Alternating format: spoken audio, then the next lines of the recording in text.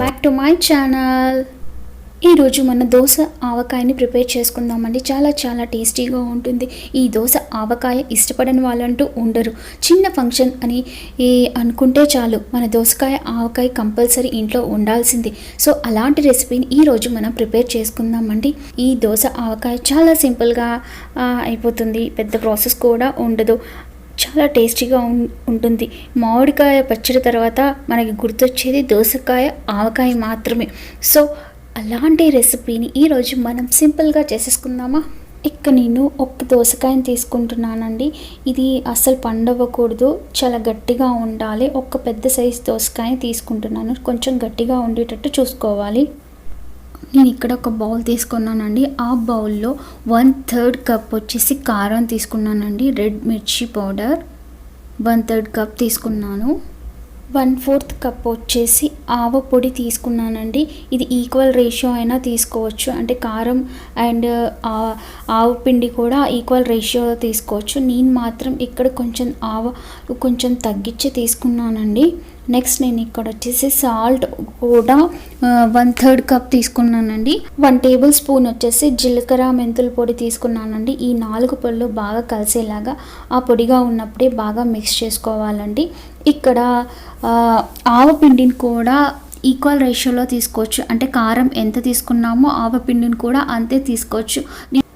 Next నేను ఇక్కడ వెల్లుల్లి రెబ్బలు తీసుకున్నానండి. 1 కప్ తీసుకున్నాను, అంటే ఒక పెద్ద సైజు వెల్లుల్లి రెబ్బలు. చక్కగా వాటిని పైన పొట్టంతా తీసేసుకొని అది తీసుకున్నానండి. నెక్స్ట్ ఇందాక మనం దోసకాయని తీసుకున్నాం కదా, అది చక్కగా వాష్ చేసుకొని ఎలాంటి తడి అనేది లేకుండా ఇలా ముక్కల కింద కట్ చేసుకొని వాటిని కూడా బాగా మిక్స్ చేసుకుందామండి. ఇలా కొంచెం పెద్ద సైజు ముక్కలు కిందనే కట్ చేసుకొని వేసుకోవాలి. నెక్స్ట్ నేను ఇక్కడ ఒక 1 టేబుల్ స్పూన్ వరకు పసుపును కూడా యాడ్ చేశాను. ఇవి బాగా కలిసేలాగా మిక్స్ చేసుకుందాము. ఆ ముక్కలకి చక్కగా ఉప్పు కారం అంతా బాగా పట్టేలాగా బాగా మిక్స్ చేసుకుందాము కింద నుంచి అంతా. నెక్స్ట్ నేను ఇక్కడ స్టవ్ వెలిగించానండి. ఒక ప్యాన్ పెట్టాను. ఆ ప్యాన్లో వచ్చేసి ఒక 1/2 కప్ ఆయిల్ వేసానండి. ఆయిల్ అనేది వేడెక్కిన తర్వాత 1 టేబుల్ స్పూన్ వచ్చేసి ఆవాలని యాడ్ చేశాను. ఒక 1/2 టేబుల్ స్పూన్ వచ్చేసి జీరాని కూడా యాడ్ చేశానండి.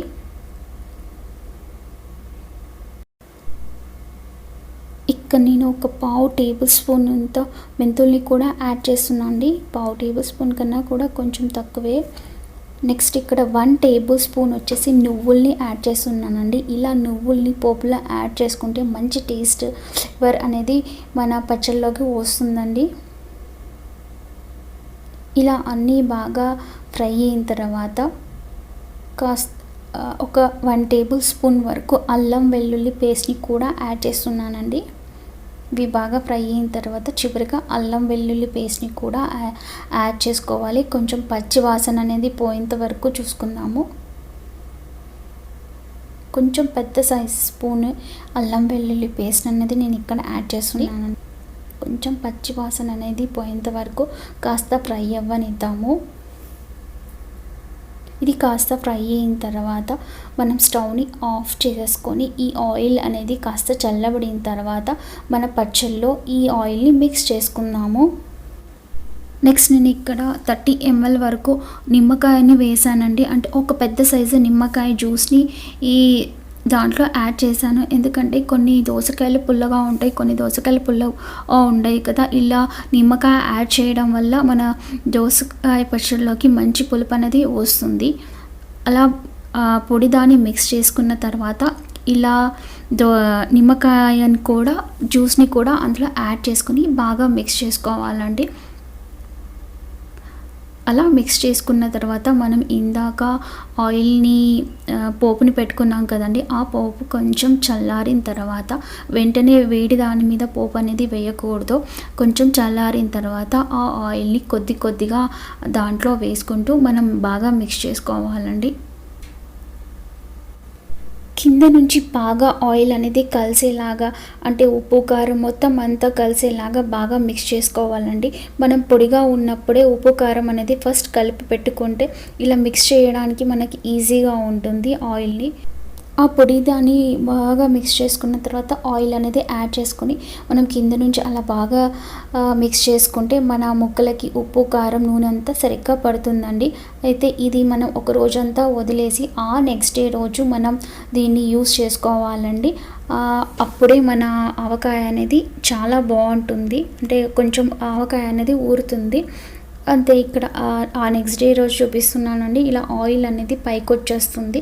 అంతే మన నోరూరించే దోశ ఆవకాయ రెడీ. చాలా టెంప్టింగ్గా ఉంటుందండి, చాలా చాలా ఇష్టపడతారు. వేడి వేడి అన్నంలోకి కాస్త నెయ్యి వేసుకొని తింటే చాలా చాలా టేస్టీగా ఉంటుందండి. మీరందరూ ఇంట్లో దోసకాయ పచ్చడి అనేది చాలా చాలా కామన్గా చేసుకుంటారండి. బట్ ఒక్కసారి ఇలా ట్రై చేసి చూడండి, చాలా టేస్టీగా ఉంటుంది.